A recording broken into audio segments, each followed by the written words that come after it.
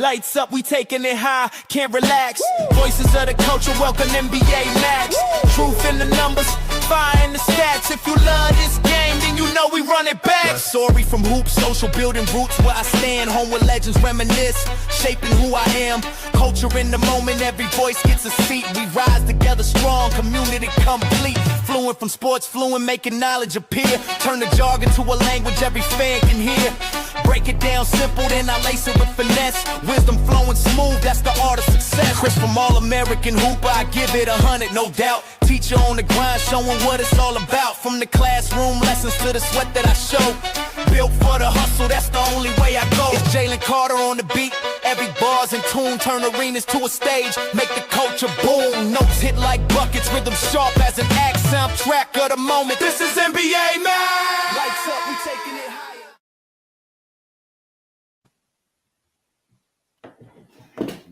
All right, so back we are with NBA Max. Guys, if I'm being honest, I didn't hear a single second of that theme song. My screen was very much lagging throughout. I was afraid that like something was wrong with on my end. Did you guys hear it? Did you guys hear the song? Yeah, I heard the fire. I was able to hear it. Okay, yeah, it went straight through. Okay, good. Yeah, yes. So it is something on mine. Yes, but like and I can hear you. And you guys can hear me now talking. Yeah. Okay, perfect. Yeah, and I can hear you guys perfect. Yeah. So it must have been. Sometimes the theme song really messes with me. Sometimes for God knows why, and it always happens at the worst moments. Of course, like it would happen now when Tony's not here. But how we doing today? Doing all right, man. Just watching this OKC Phoenix game. Hoping Phoenix could keep it close. Mark Williams forgot how to rebound. What are you gonna do? Other than that, got a bit of a snowstorm. We had a big snow storm out. There's some shoveling. Oh, same here. We just got about 4 to 5 inches. We still got like a wintry mix going on right now outside. So never fun. No doubt. I have to go snow blow later tonight, so I'm looking forward to that.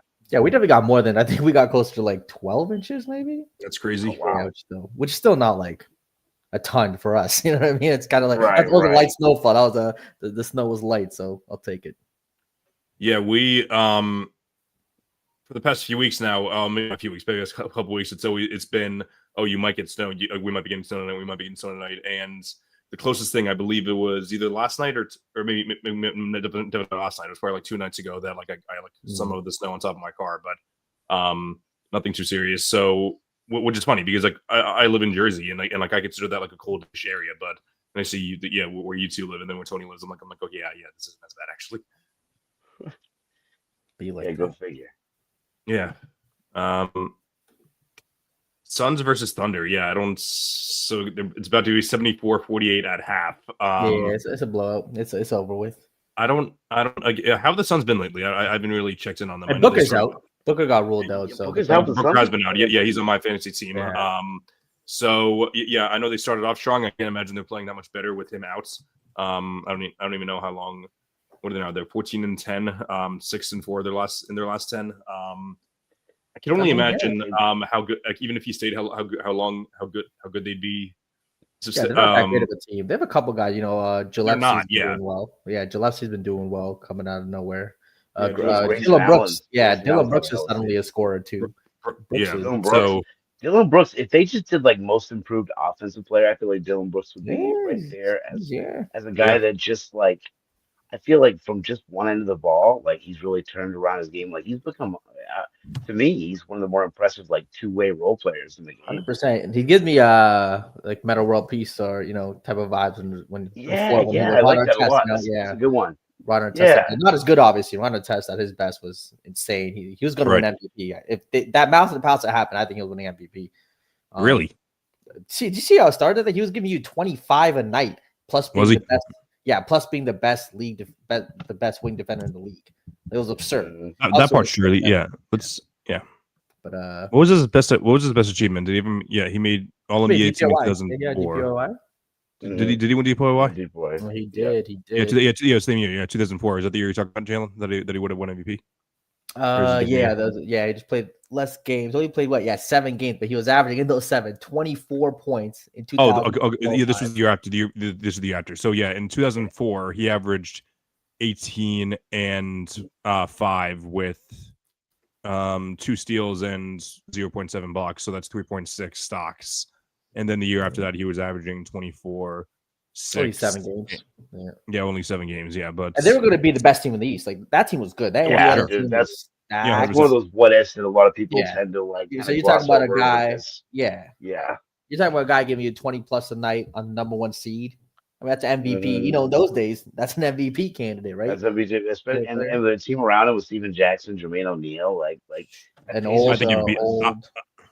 I think MVP is kind of crazy though. To be honest, I think the conversations would have been existent. I don't think he would have gotten the award in a way, but I think Jalen's not crazy in the sense that like if he finished out that year with 20 points per game, if he's number 1 seed and they're like 21, 5-5 with the better defender, like you said, 3.64 stocks. I'm telling you. He's at least in conversations maybe that he's never been in before. I mean, and obviously would never ever get to that point again. But Nash won a 1-year spectacle. Okay, yeah. So Nash won MVP that year, in which he averaged 15 and a half, 11 and a half on 50, 40, 80, 88. So 50, 43, 88 shooting. But his is obviously just a rare scenario, given that he doesn't put in the numbers, but like just his overall presence automatically makes his team one of the best offenses in the league. I believe the Suns have I don't know off the top of my head, but they have a couple of the best offenses in the league.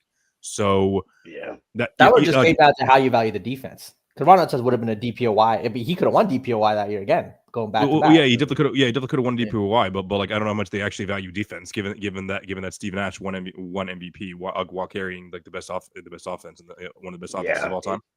It certainly would have been. It would have made for a fun narrative, I think, more than anything else. But yeah, I'm thinking maybe second team All NBA because I'm thinking maybe second team All NBA because like in order it was Nash, Shaq, Dirk, Duncan, AI, LeBron, T-Mac, Wade. So maybe he would have finished in like the mid late 10s. Who was first team again? Say it again. First team. Nash, Shaq, Dirk, Duncan, AI. That's the first 5 guys. LeBron, T-Mac, Wade, Amari Stoudemire. So he would have been in that forward spot. He would have been in that forward spot. Him versus Dirk that year would have been fun. So so this was strictly MVP ratings. Let me scroll down to All NBA. So he would have been against so Dirk and Duncan were the 2 forwards for first team, and then LeBron and KG with the guards forwards for second team. I have a hard time believing he would have beaten any of those 2 guys, given that Garnett had just won MVP the year before. And obviously LeBron was LeBron, so maybe LeBron was still. That's an uphill battle. They might have, they might have gave him third team. They might have maybe, but younger. So maybe they would have done that, but and then the last 3 guys were T-Mac and Sean Marion. So he probably would have been not Sean Marion, but who knows? Maybe he gets something crazy. Not to switch this around, but this is a good segue into our boy Jaylen Brown is looking like a real MVP candidate. If you guys want to talk about. Legit MVP candidate. I don't know about MVP candidate. So this is where there's no chance. Hang on. So this is what Chilltown would like come in and defend that take, because he would his whole thing is he's in the conversation. And then Mars flips out saying like, no, he's not in the conversation, because like he said there were like 4 guys last year that were in there. He mentioned Jaren Jackson Jr., he mentioned LeBron, he mentioned, and then he was like, no, the only 2 guys that are in the conversation are Shane Jokic. Those are the only 2 guys who can win MVP. Those are the only 2 guys. I don't even think Jokic is in the conversation, because if OKC keeps winning at this pace, even though I think Jokic is a far superior player than SGA, I really don't think it's a conversation. I don't even think SGA is a top 3 player in the league personally. When how are you still on this train that he's not a top 3 player? He's not better at basketball than Jokic. He's not better at basketball than Luka. He's not better at basketball than Giannis. Like he's just not. He's not better at basketball. He might be better at basketball than Luka. He's definitely better at basketball than Luka. It's not insane at all. He's better. He's a significantly better scorer, and he's a significantly better defender. Like those are the 2 most important things. Yeah, and this defense is off the charts. Like this dude is like a surgeon. I could shoot 50% if I play next to J-Dub, Chet, and them boys, and the way they run their offense. Like it's not impressive when you see what he's doing on the court in terms of some of what the other guys are doing.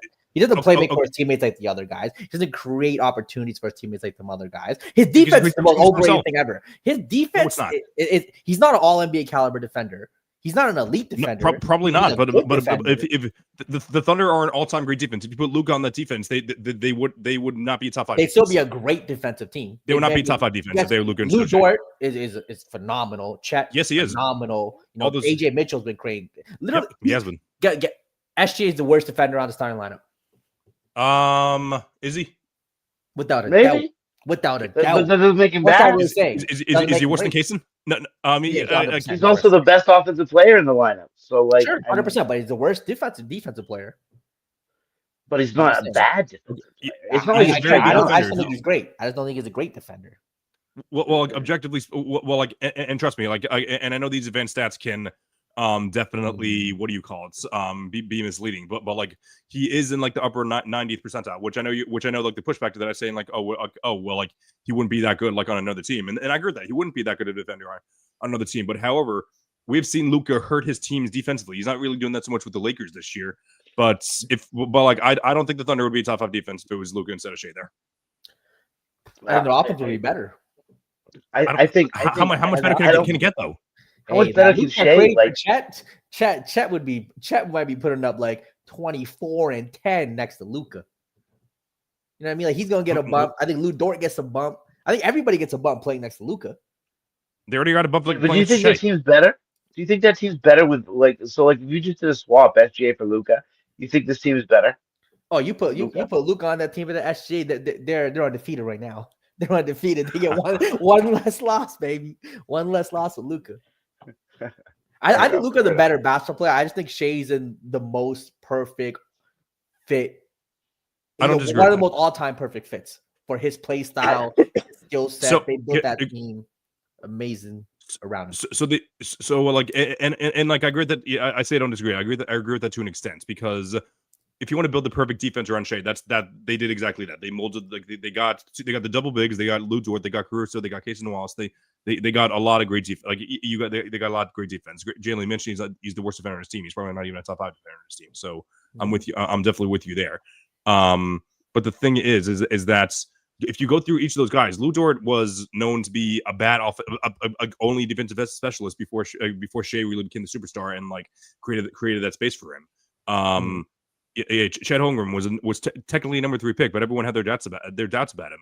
Ihard's one of the worst offensive floor spacers in the league. So, but the Thunder still have the best offense in the league, and it's based on the back of Shai. So, I'm someone who has nitpicked Shai's game for years, given that he and Tatum were compared to each other for about a year or two before Shai jumped over him big time.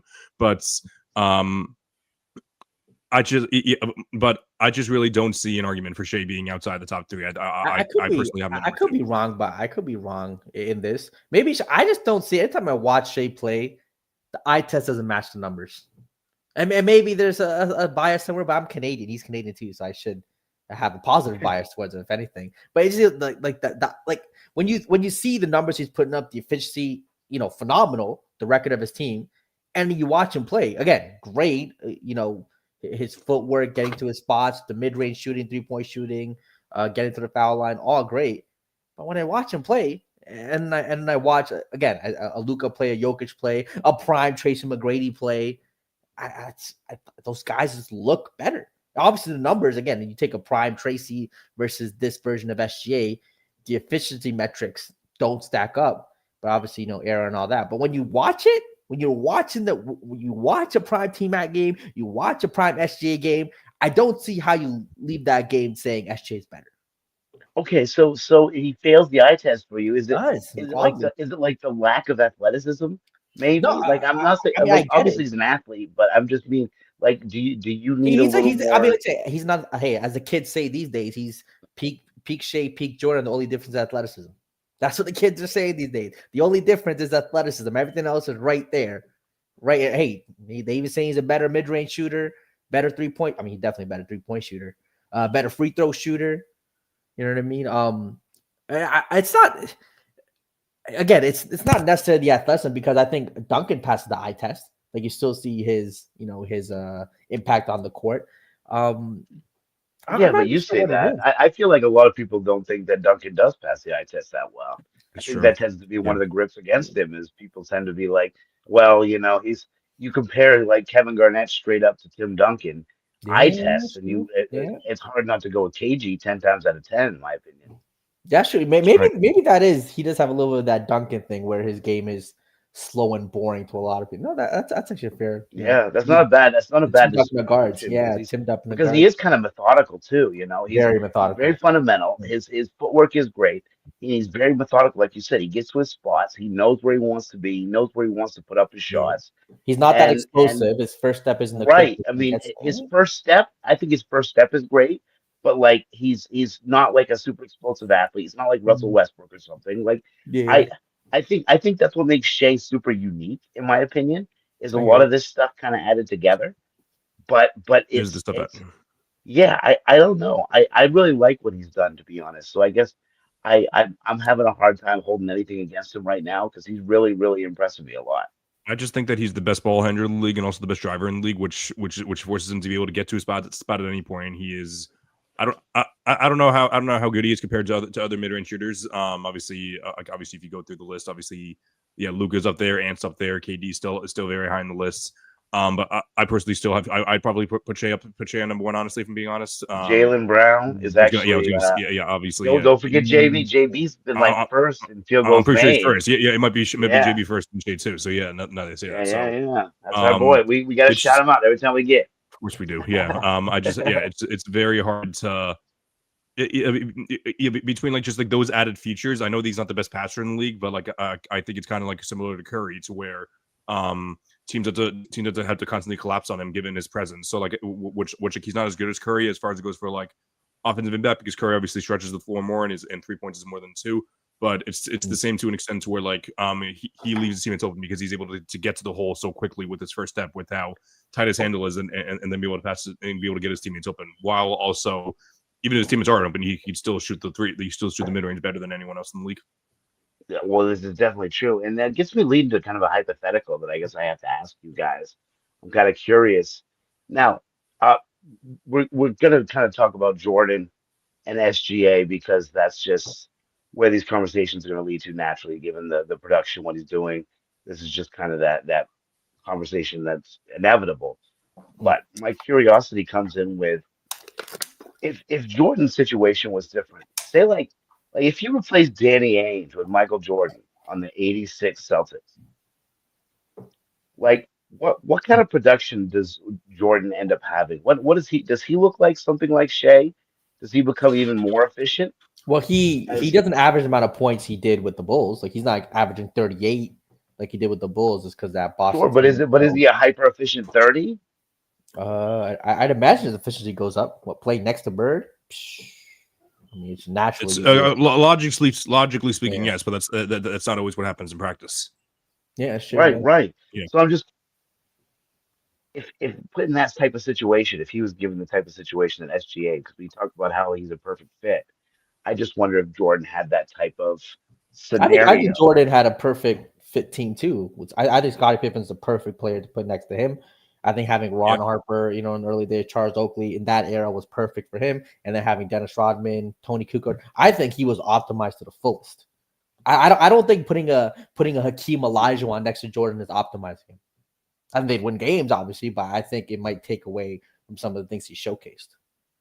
So that's sure, but go ahead. Go. No, you're good, man.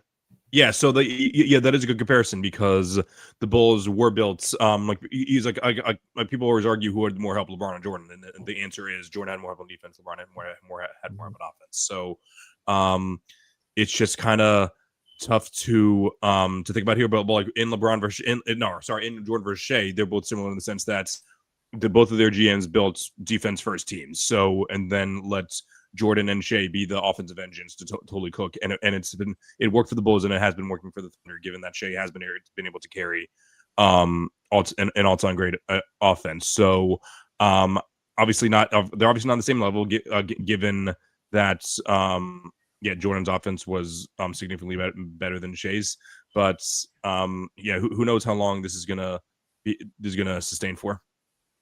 How we doing, Tony? There we go. There's the legend. I'm a human. What I gotta do to get it through to you? I'm superhuman, innovative, and I made it something. Anything. My apologies. No I think I made it just in time for the Jordan Shai nonsense. Hey, the kids are talking. The kids on Twitter, TikTok are talking about their boy Shai. And look, I don't think Shai's the top 3 player in the league right now. But to the Jordan Shai thing, they're bringing up the efficiency, better mid-range shooter, better 3-point shooter, better free throw shooter. What do you guys say to that, Fluent? Talk to the kids, man. They're saying peak Shai, peak Jordan, especially if he wins 74, 75 games and a championship this year. Woo! That conversation. Wait. Aren't all of those things you just said? Yep. At the end, how many games they winning a championship? I thought that was a team accomplishment. Is that it is? I don't agree with it. I'm telling you what the kids are saying. When do I don't agree with it. Yeah, I'm never with the team championship. I always think championships and team sports are the most overrated thing. I'll say that to the day I die. Incredibly overrated. But for, again, what the kids are saying and the narrative that was used for a long time, peak Shai season, peak Jordan season, they're going to have a conversation. What do you have to say to that? I don't know why you're putting it on me. Like I'm the defender of truth. So I would say make your case for which seasons are you picking, or season. If you're saying one season, that's fine. Which season are you comparing? Okay, hey, peak Jordan, man, peak Jordan. I think it's going to have to be again, this is saying that OKC wins the championship this year. That whole logic and narrative, them winning a championship, having a great playoff run. It's going to have to be a championship year for Jordan, even though I think 88 Jordan is probably the best version of Jordan. So 90, what would be 90? 93? The year before I think that 93. So I think 93 Jordan was the best finals Jordan. Not only I think that's pretty universal, but I think the 91 Jordan is probably the best, because that was probably out of the 6 championships, so it was probably his best playmaking season. So let's start there. So I want to be clear. We're just saying one season versus one season. Yep. Is that correct? Okay. So keep going. Because I'll tell you, listen, I want you to make your case for both sides. So I'll let the Boston boys be Jordan. I'll let you be SGA, and then I will tell you the truth. Okay, so I guess we'll make the case. For the record, I do not believe this. I'll put this out there. I want to slip on. Yeah. All right. You guys, Shai here. All-time greats, even with the efficiency. I think from 3, shooting 40+% from 3, mid-range, leading the league. I think for guards and mid-range shooting, you have his free throw shooting, get into the line at a clip at an all-time rate, and then you have his team. Whoa, hold on. Getting to the line at an all-time clip, isn't he only getting to the line like 8-9 times per game? Yeah, 8-9 times per game. Jordan was getting 10, 11, 12, 13 times per game. But how many times were they driving? I think it'd be interesting to look at how to. Are we just looking at how many times? Yeah, how many? Are we just looking at how many times they're getting to the rim, or you're looking at? I mean, with that Shai, he's sitting out a lot of fourth quarters too, right? They're blowing out every team, so is he having the same opportunity, right? So a guy getting to the line 12 times a game versus a guy getting to the line 9 times a game, you could say in much less time, or in less, in less drives to the basket. But then you're going to get into, if you go down that road.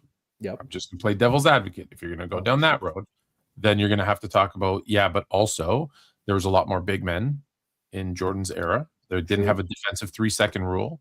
So even though he would beat his man off the perimeter, he'd always have to deal with a Ewing, a Mourning, a Olajuwon, heck, even a Mark Eaton. As much as people want to say big, dumb, slow Mark Eaton, dude was like 7'10", and had like 6 blocks per game. So like he was, for when you didn't have to move laterally, when he didn't have to go out and guard 3-pointers, like today he'd have to go out and guard Jokic, he'd be cooked. But that being said, for that era, for that time and style of play, that was a pain in the butt to have to deal with. Like you're getting to the rim and you got to deal with a guy who's legitimately, he was 7'4", 300 pounds, and he would knock you on your butt.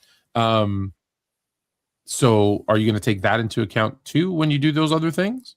I think 100% needs to be taken into account. Okay, let's keep going.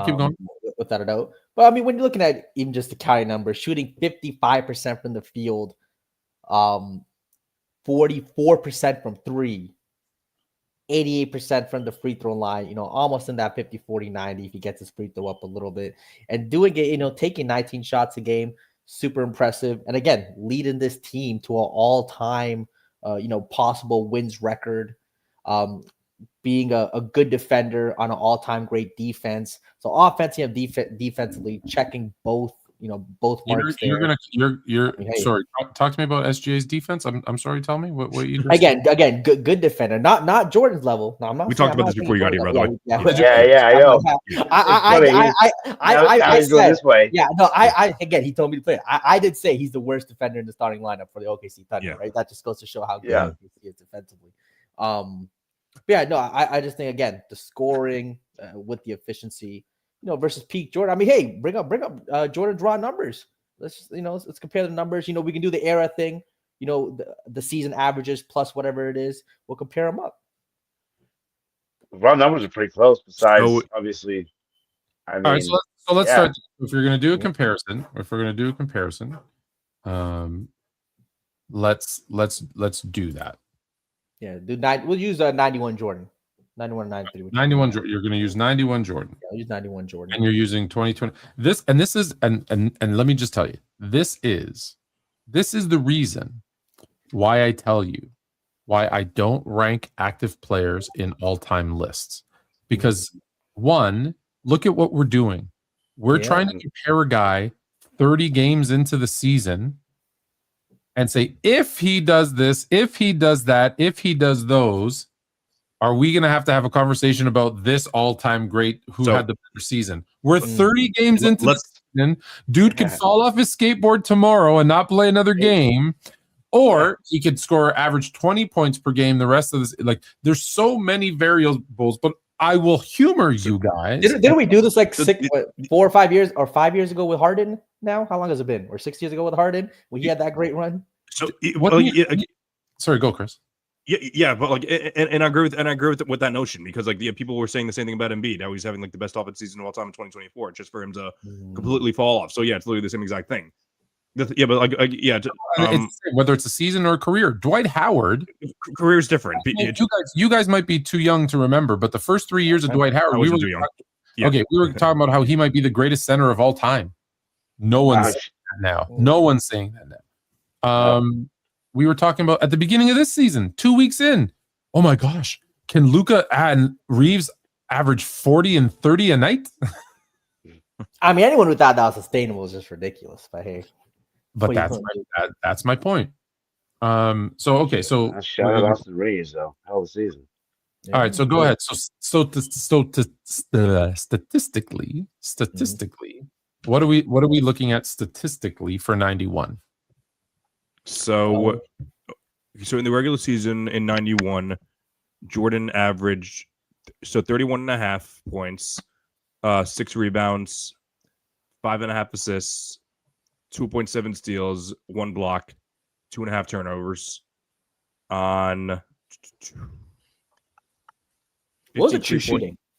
Yeah, I'll do true shooting after you do the other two. So 53.9% from the field, 31.2% from three. Sorry, what was from the field? 53.9. 53.9. And then 85.1 from the free throw line. And then true shooting, give me 1 second, is shoot from 3? 31.2. Oh, 31.2. And then true shooting is you should use the previous year when he shot like 38% from 3. But anyways, in 1990, no. Okay, I'll check that in a second. But yeah, 89-90 was 37-38, and 90 was he really? Okay, it was 35. Anytime he averaged more than 2 a game, he shot 35% or plus. Every season he averaged more than 2 per game. Yeah, and then 60.2. Yeah, so 60.5 true shooting percentage. And I also want to check out the true shooting plus, which is more accurate, factored into error in my opinion as well. What was his PER? PER was 31.6. Okay. And then Shai, let's do the same thing for Shai. So are we doing this year or doing 2025? If we're going to do the full season, it doesn't matter to me. No, they're saying this season. So we're doing this season. We want to do this season? Okay, cool. Yeah. So Shai is currently averaging 32.8 points per game, 4.7 rebounds, 6.4 assists, 1.4 steals, 0.7 blocks, 1.7 turnovers, 55.6 from the fields, 44.3 from 3. Damn. 88.1 from the free throw line. Nasty. It's nasty work.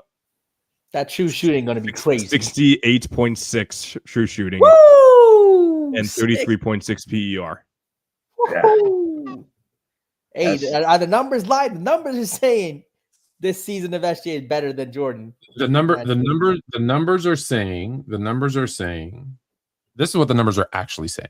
Okay. So this is unbiased numbers are saying. Offensively, as a scorer, what they're saying. Oh, sorry, I do apologize. What was the pace in 91? The pace. Ooh. That's cool. Let's I'm gonna can I find that on each individual page or basketball reference or is that like a different site that I could find that on? On basketball reference, if you go to the team, it'll show you the team's pace. Oh, the team. Okay, got it. Okay. Or you can show the average because I wanted to know the team's pace versus like I can see that. I know what the pace is, but that doesn't really tell you how the team is playing. That just tells you how the league was playing on average. So the pace for the Bulls in 1991 was 95.6, which was 19th in the league. Okay. And the Thunder this year is 99.6, which is 17th in the league as well. But it's also different because did I say the Bulls were 96 or were 17th as well? 19th. You said 19th. 19th. Okay, yeah, and the Bulls were 19th out of 27. The Thunder is 17th out of 30th. Okay. Yeah, points per game too is interesting because the Bulls scored 110 points per game in 91. The 110 points per game, yeah. Oh, that's so much higher than I thought. That's wild. Which was seventh in the league. And on the 19th highest amount or lowest, I guess. So almost bottom of the league in what's good, Aaron? Bottom of the league in pace, so per possessions, but one of the top 10 teams in scoring. Which they were also first in offensive rating. First in offensive rating. Well, there you go. That makes a lot of sense. So what you're telling me is SGA is averaging 1.3 more points on a team that gets 4 more possessions per game, shooting approximately how many threes is he shooting? 6 per game? Shai or Jordan? Okay. I know Jordan was averaging 1.5. What was Shai is averaging? I'm thinking probably like, was it 6? 5.0 on the dot. 5. Okay. Yeah. So he's shooting. So his team's getting 4 more possessions per game. He's shooting 4 more threes. And he's shooting less shots than Jordan, though. Jordan was shooting what? 21? Jordan 22.4, and I think SJ shooting 19.6. 19.4 for Shai, and is it 22.4? Just check. I don't trust his 22 points. Let me see. 22.4 for Jordan and 19.4 yeah, for so he's shooting 3 more shots than Shai. Three more shots, but 4 less threes. Yeah, hey. Average 1.3 more points per game. So that's fine. That's close. Like to me, once you're taking the shots and threes, that's now that means that SGA is having an all-time great scoring season. Okay. Now, if you look at percentages, 100%. They're higher in field goal percentage, higher in three-point percentage, higher in free throw shooting percentage, higher in true shooting percentage. So give him credit. He's doing it on a more efficient clip. Now, do you take into account the defense that is being played against him? Yeah, that's in 91. It was still clutchy, grabby, and it was on the downside as things also were down, right? Also, Shai isn't facing the best defense in the league. Jordan is, because the Bulls were a great defense, but they weren't as good as the Thunder, and they weren't the best defense in the league at the time either. It's true. So, but then it's Jordan's 6 assists to his 4.7. That's right. So offensively, Jordan is a better. So collectively, points and assists, Jordan is doing a better job offensively, or his own scoring and creating for his teammates collectively. They're the first rated offense. They are outpacing. Where do they stand in points per game? Are they first in offensive rating as well? I would imagine so. Well, no, Jordan averaged 5.5 assists that season, right? They're second in points per game. You said 4.7, 5.5. The Thunder are averaging more assists than Jordan. The Thunder, by the way, are 5th in offensive rating, second in points per game. Sorry, can you let me get the correct stats? I thought you said 6 assists to 4.7. Shai is averaging 6.4 assists, 6.4. 4.7 rebounds. Oh, rebounds. Okay, and how many? And Jordan was 5.5 assists or 6? 5.5 assists and 6 rebounds. Okay, so there you go. So flip that. So SGA is doing a better job now. That also has to do with. I think it's really close. I think you could flip a coin. It is close. The numbers. It is close. Because when I look at now, you're saying season, so we're going to get to defense and other stuff in a second. So in terms of offense, can you also? No, okay, it doesn't matter. That's fine. We won't get that nitpicky. So offensive scoring and assists are pretty neck and neck when you adjust for pace, when you adjust for shooting percentages. I guarantee you his teammates are also at a higher percentage than whatever after Pippen. Horace Grant was probably like there's even like with scoring, right? No, I'm saying for the one extra assist a game, when you have 4 more possessions and higher. Because let's be honest, I've said this before. We are in an era where we have more skill, we have a higher capability of scoring. Like their percentages, they're more efficient now. We've learned to shoot the 3 in 91. They still, what were they shooting? 12 threes a game, maybe not even. I don't even think it had hit double digits. Right now we're averaging 37 threes per game. So you're going to get more assists. That's not knocking. Let's be clear. I'm not knocking what SGA is doing. I'm just, again, told you I was going to be impartial and put it in perspective. So I would say offensively, scoring and playmaking and getting your team, I would give the check mark to SGA. So everyone's probably shocked that I said that because they think I'm one way and I'm not. I'm about the truth. So SGA. When we look at on the defensive side of the ball, statistically, we're going to get to other stuff, but statistically, Jordan is clearing with 2.7 steals and 1 block versus I think he's got 2.6 stocks. So total steals and blocks combined. He still doesn't even match Jordan's steals.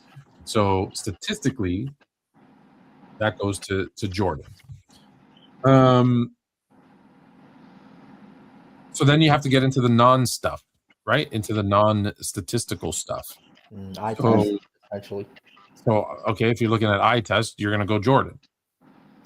He's more athletic and explosive. Maybe the most aesthetically pleasing player to ever play the game. The moves are very similar. SGA does Jordan moves, but slower. He does a lot of Jordan moves, but slower. You said he failed that. The eye test is one of his biggest issues. SGA is a slower, less athletic, less strong, right? Just it's not like a Timu Jordan. He's just like a lesser. Everything that Jordan does, he does a little bit less, right? He doesn't jump as high. He doesn't run as fast. He doesn't have. That doesn't mean that he doesn't run fast and doesn't jump high and doesn't have good footwork. He has all of those things, just not to Jordan's level. So eye test goes to Jordan. What was the argument the kids were making? I want to make sure I understand. Peak SGA is better than peak Jordan. That's what they're saying. Go to SGA better than and Jordan. 1 season peak.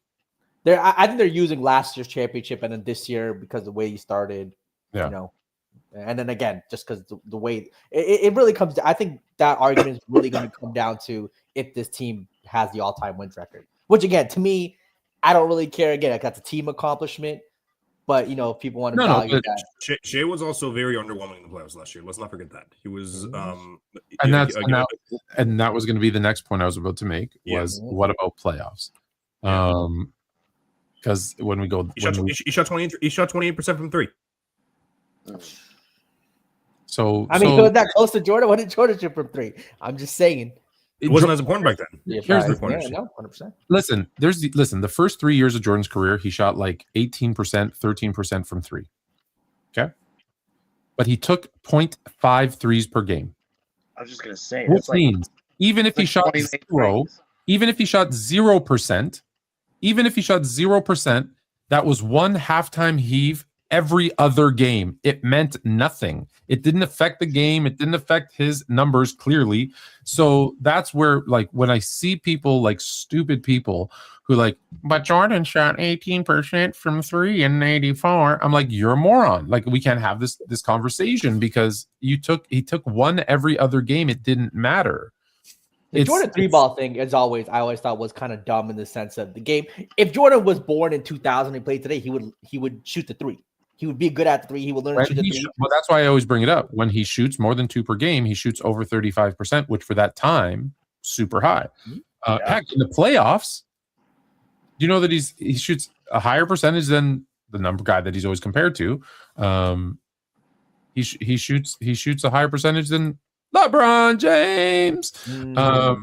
The only pushback to that the only pushback to that argument is I'm trying to pull it up right now is there's a stat called it's like 3-point plus. I'm trying to find it right now, but like I'm pretty sure like even compared to his peers, he unfortunately was considered a blowout 3-point shooter. But you could also Jordan versus peers was average.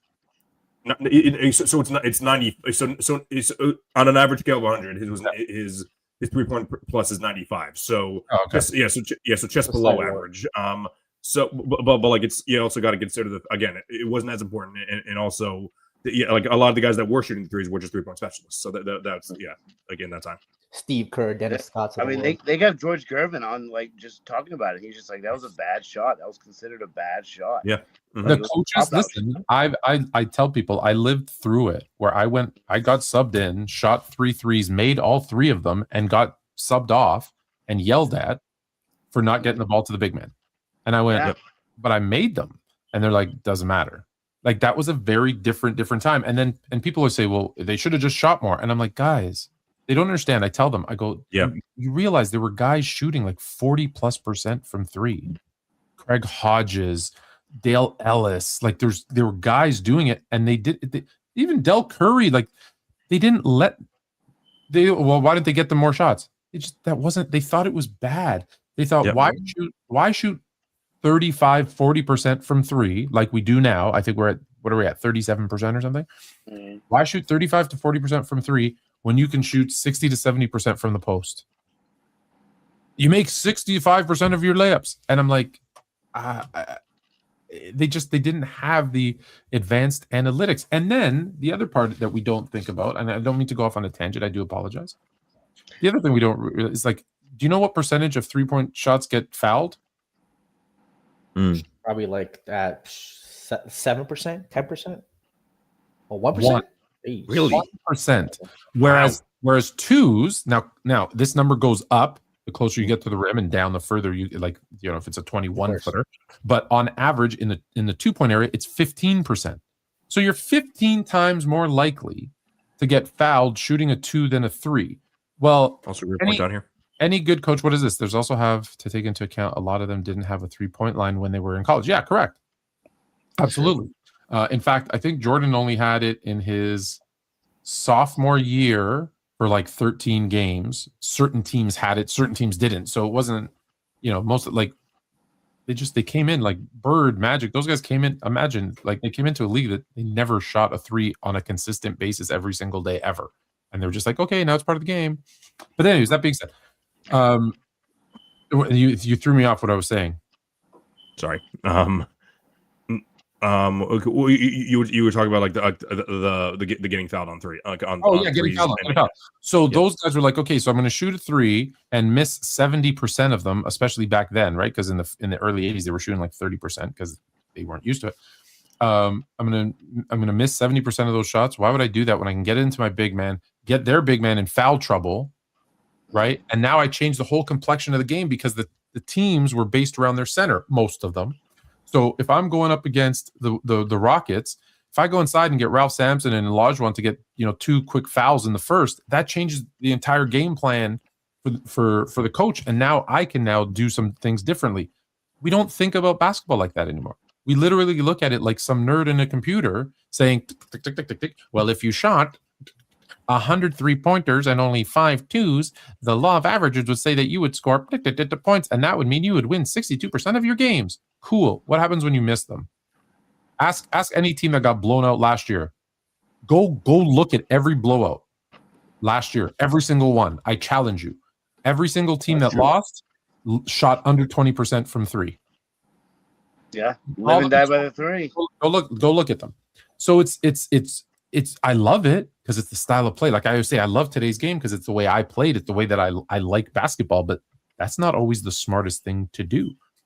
And then go look at the playoffs. What happens in the playoffs? All of a sudden, teams are playing defense. Teams are being tough. They're shooting the mid-range. I thought the mid-range sucked.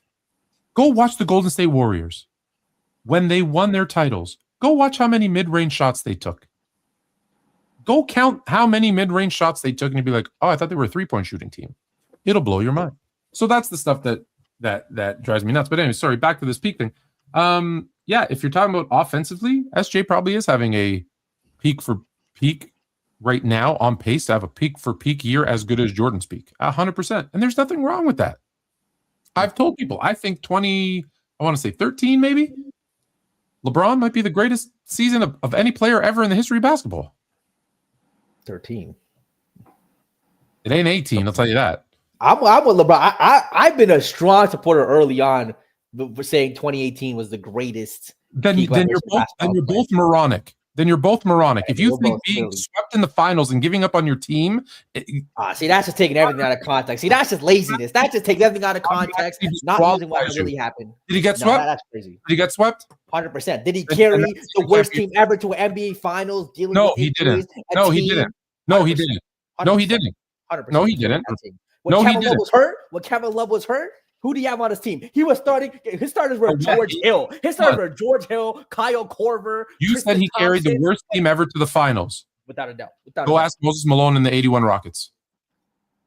That's a good case. Good case. But, hey, is George Hill starting on that team? Yes, on the Rockets, 100%. 100%. Everybody is. Matthew Dellavedova is. Yes. Tristan Thompson, yes. All of them are starting. We'll debate this next week. We'll debate this. Worst team to the finals. All of them are starting. And he had Kevin Love for more games than he didn't. You know what he didn't have it in Game 7 against Boston? Again, what Jeff Green? I'm not blaming him for losing. I'm not blaming him for losing. But what I'm saying is, saying that's your best season when you got swept out of the finals and people question, fine, whether it's true or not, people question your dedication to your team. You can't say that's your best. You can't say that's your best season. You can't. I just don't think there's been a player who had to carry the load he had to. Especially I think in 2013 he was shooting the ball better. He still had better athleticism, even though he was still athletic in 2018. I think it was his peak athleticism, peak shooting. I think that was the best version of him. I think you put 2013 in any other of those seasons, and they win more games than they did with whatever other version of him they had. 2018, the basketball IQ was at the 2013. top. That's the year where he was shooting over 40% from three as well. Yeah. That was a year. But with 2018 too, specifically that playoff run though. Like he was shooting that playoff run, he was shooting incredible too. Listen, 2018, people want to say because he carried. I think that's a load of crap because carrying a team is a mythological bullshit response because you can't do it alone. You had all of those guys had to play a role and do certain things. Now we don't like the names and we don't like this and we don't like that. Doesn't matter. The reality is in 2013, you had peak athleticism of LeBron, so that clears any other year. You had peak defensive LeBron, and you had peak three-point shooting LeBron. That's the most dangerous player that ever imaginable. I think the 2009 LeBron was better, more athletic than 2013 LeBron. Yeah, that was athletically. But he did everything else kind of worse, though, right? I mean, but 2018, 100%. That's the pinnacle where everything. I agree. Yeah.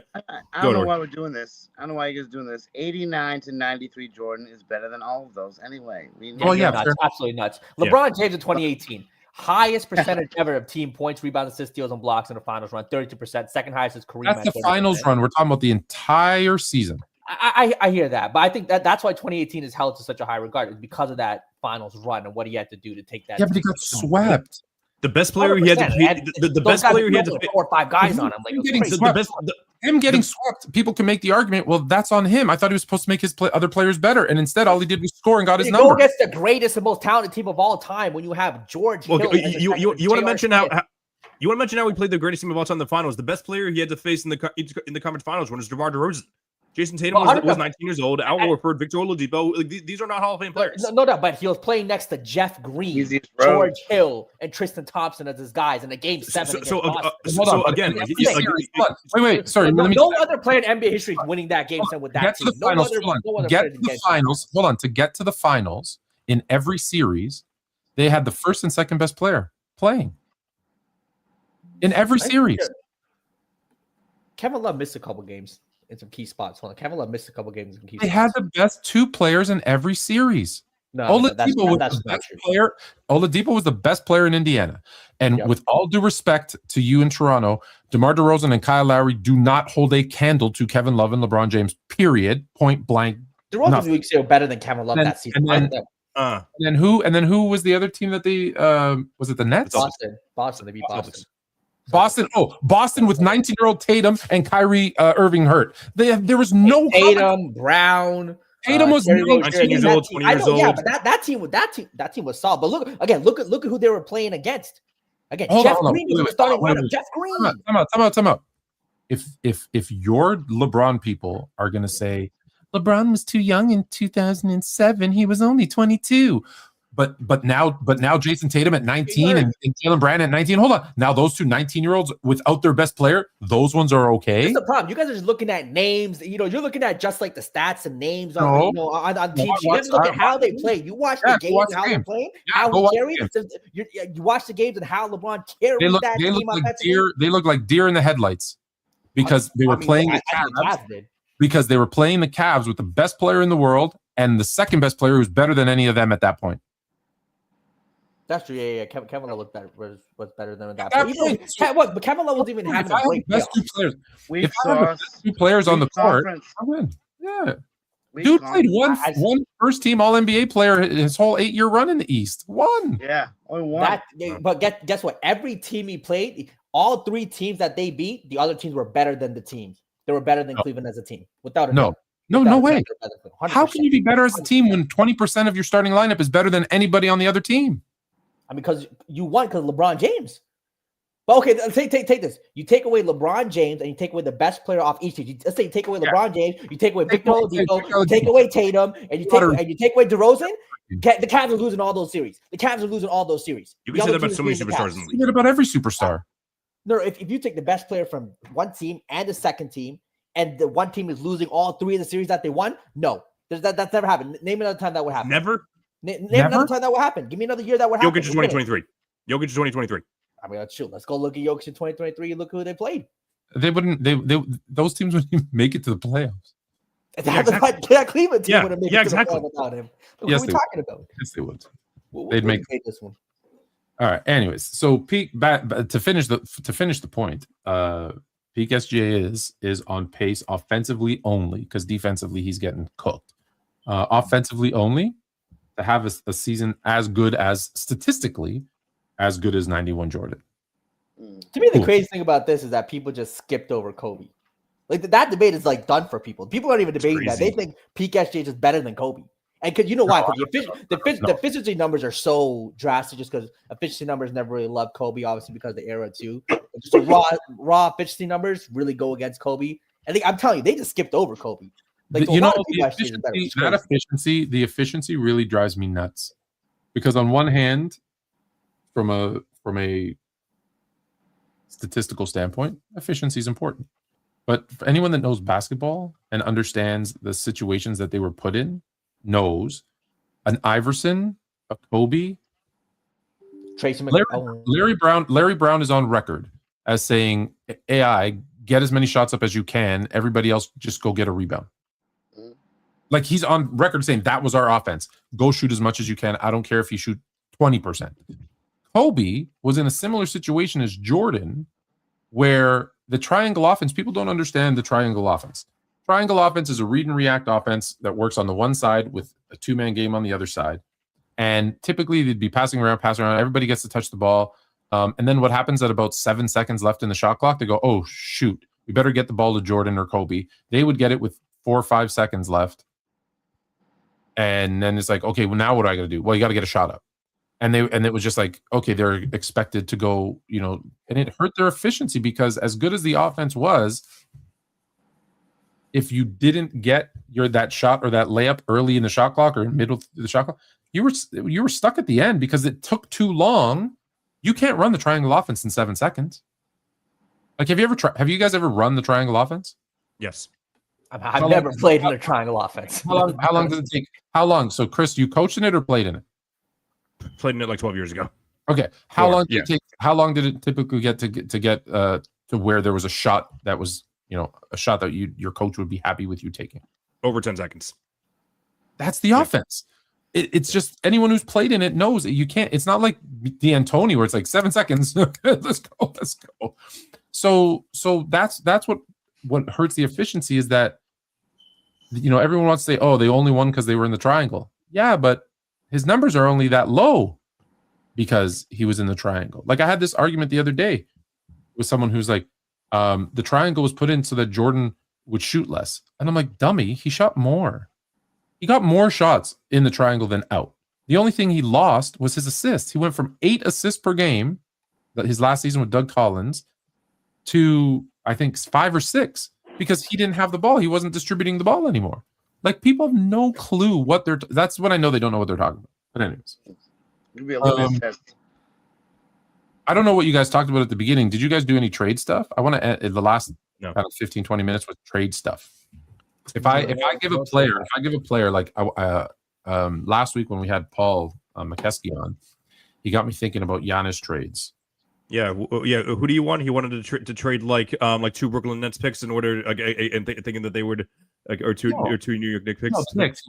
He wanted Mikal Bridges. I was joking. It was Bridges, OG Anunoby, and I thought it was Josh Hart, but it might have been Deuce McBride. Yeah, he doesn't want to trade Josh Hart. Yeah, McBride, OG Anunoby, and Bridges, and I think the 2 first-round picks for Giannis, which I think was good. Then I heard Atlanta. Someone said Atlanta. I don't remember the package of them. Chilltown had Atlanta, and he told me he wanted to trade Jalen Johnson? Trae Young. Mm-hmm. He originally said Jalen Johnson. He's like, no, actually, I want to keep him. But he said Trae Young and 2 other guys and like 5 firsts. And that makes sense because they get a star back at least. They have a Trae Young's probably the best player you can get in return for a trade. Yeah, and then probably. And then I keep hearing Toronto, but no one ever wants to say what players would go back. Probably RJ Barrett. Oh, don't blow up Toronto. Toronto's on a roll. They're not. They stink. Keep them going. Nah, Toronto's solid, and then now with the Franz Wagner injury for Orlando, I'm telling you, a finals run by Toronto is not out of the question. A finals run, it's not out of the question. Wait, but Brandon Ingram been hooping. Playing. You haven't watched the last 2 weeks. Apparently, His shooting percent went down, but last game he came back up. But they're 6. They've lost 6 of their last 7 games with RJ Barrett out, bro. No, 100%. But I still think again, a lot of those games were close to. It's not like they're getting blown out. No, they weren't. They weren't. They got hold on. They got blown out by Charlotte and they got blown out by the Knicks twice. The Knicks blowout. I just think the Knicks match up really well against the Raptors, and that's just going to be a tough series without a doubt. I just think again, especially when Cat's in there too, Toronto gets destroyed in the middle, and Cat's is such a perfect player for that. But I think every other team they could, they match up relatively well, can compete against them. And with the Knicks, it'll just come down to you can get hot at the right time or beat them. But I again, Toronto trading for Giannis makes a lot of sense. But like I said, who would they give up? I don't think it makes a lot of sense at all. I think it's a horrible trade. I don't think that either team. I think both teams lose. I think if Toronto were to do, and it doesn't solve their problem. I think what Toronto needs to do is package like IQ, Jakob Poeltl. Mm-hmm. Maybe one of their younger guys, a couple of picks. No, not even. They probably don't even have to give up as much as I need and get Anthony Davis for 8. I would do that, but I would just ask for Miles Turner with Giannis. Ooh. Package Miles Turner with Giannis. Throw in IQ coach. You won't get Miles Turner. You won't get Miles Turner. If you trade away Giannis, if you get Anthony Davis in Toronto, it solves what they need: a big defense, a defensive big, and another scorer next to BI. And everyone's gonna say, "Oh, but Anthony Davis gets hurt a lot," and you're right. But Toronto probably has the best training staff in the NBA. They worked wonders for Kawhi Leonard. Mm-hmm. And look what they're doing with Brandon Ingram. Yeah, he's been healthy. Brandon Ingram has been an injury-plagued career, and guess what? He's fine. Like Toronto has, I don't know what it is up here. If it's the water, the Lake Ontario water, I don't know what it is. The Bucks are in a tough spot because they're hard capped in the first apron. Like they can't take in much more salary. Like even though they're not over the second apron, like they're still not able to take in more because I don't know what movie they made. I don't know if it's They can't take on. I think it has to be equal. Whereas if you're below the first apron, you can take on, I think, 10 or 15%. Yes. So like I just don't. What move was it that they made? Was it the Dame sign? It was the Dame stretch, or is it something else? I don't even know. Or It was it's probably the Dame stretch, but also everything they did. The Miles Turner, the re-signing of what's that kid from came Portland? Gary Trent. Yeah. But the good thing is they're first apron and not second apron. Because first, second apron, it's only player. You can only, if you're bringing in one player, you can only send out one player. You can't bring in 3 for 1. So they're not as bad as they could have been. That apron stuff it's a killer. It's the worst thing. CJ McCollum needs to be arrested. It was the worst. Is he the president of the Players Association? Yeah, CJ McCollum and 2 Celtic legends, Malcolm Brogdon and Grant Williams, also were involved in that team. Two geniuses. That's a shame. That's a shame. Okay, so let's start with Giannis. Just tell me where you want to see Giannis and what are they getting back for him? Jalen. For Giannis, goddamn.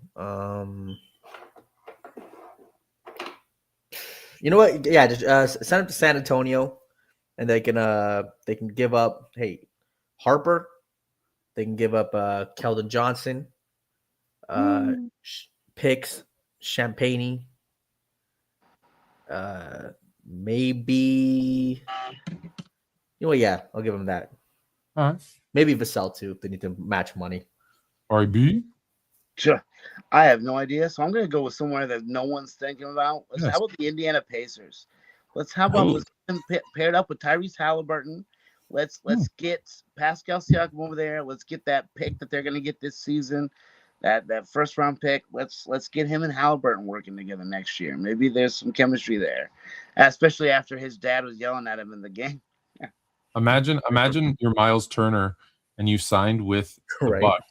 You signed with the Bucks to play with Giannis, and then he gets traded to the pair him up, send him back too. Send them both back. Chris.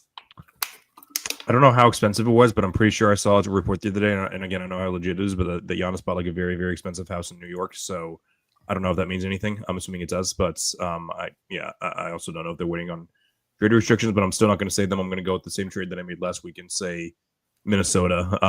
Julius Randle, Naz Reid, and one other piece. Maybe replace Naz Reid with Jane McDaniels just so you can keep a little more offense in there. For Giannis, maybe like 2 picks probably. I still like that one because that also sends them to the West. Yeah, I think is good. But I think you're going to see Giannis in a Bucks uniform at the end of the season. But I wouldn't be surprised at all. With the whole Knicks trade talk too, it just screams and reminds me so much of the Carmelo thing where they gave up too much. With Gallinari, felt like they had a good team going. Where if they just waited, they could have added Melo to a team that had the pieces around him to be more successful. I feel like giving up Bridges, OG, Josh Hart. You take away guys you need to win champions. Like Josh Hart's a guy. No, Josh Hart stays. Josh Hart. Josh stays. Okay, even a guy like Miles Bridges. It's McBride, Bridges, and OG. Yeah, but Mikal Bridges is the guy you want on a championship team as that 4th, 3rd guy who's going to do all the little things, play strong defense, hit open shots. His efficiency this year has been incredible. Steals, blocks, he does it all. That's the type of guy. You think that outweighs what Giannis brings? But again, OG too as a defender, scorer. I think giving up those guys, it just kind of again Jalen Brunson, Karl Anthony Towns, and Giannis. Looks great on paper, but I just think you're giving up a lot of the depth. And we've seen this before when you have a big 3, and then the depth suffers. Again, look at what OKC is doing with how they build their team. Incredible depth. You have your star guys, but you don't sacrifice depth to go get one, right? And again, they would, and the reason why this works is, they chose to keep that pick that got him Jalen Williams. They chose to keep a Jalen Williams or Chet. They got off the trader for the star player. They chose to keep him and look where they are, right? And I think that model is a model to follow, especially with the cap thing, right? When you trade for these guys, you if it doesn't work, you can't even fix it. You get screwed, like with the Bucks with Damian Lillard. They swung for the fences. They did it. It didn't work with the cap situation and all that. You can't really fix it. So I don't know. It's a risk. It's just because the Knicks, to me, on paper, again, great team. And I think they're good enough to make the finals already. And I don't know if they're good enough with Giannis to beat OKC anyways. And depth is trending right now. Depth is trending. All right. Anthony Davis, Chris. AD. I know a lot of people are saying Detroit. I don't think that's going to happen though. Maybe. Gee, I don't know. Yeah. Let me just. You can either skip me or just give me a second here. Anthony Davis. You know, he's somebody that I would like to see end up like in Miami.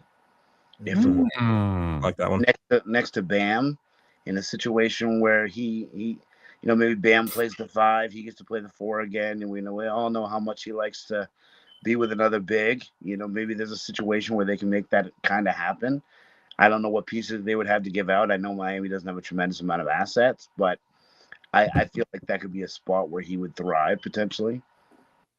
Okay. But I think I'm gonna go to the same team as sending Giannis to. Send him to San Antonio. I think you could get him for like Dylan Harper and a pick, and make the money work with other guys. But I think Dylan Harper is so valuable to teams. What he's been doing this year, I think he's incredible valuable to teams. I think him as a setup again. Are you saying San Antonio should go for Giannis and AD? No. I'm taking obviously one or the other. Yeah, you get AD.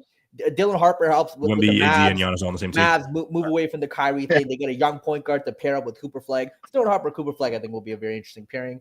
And AD with Victor.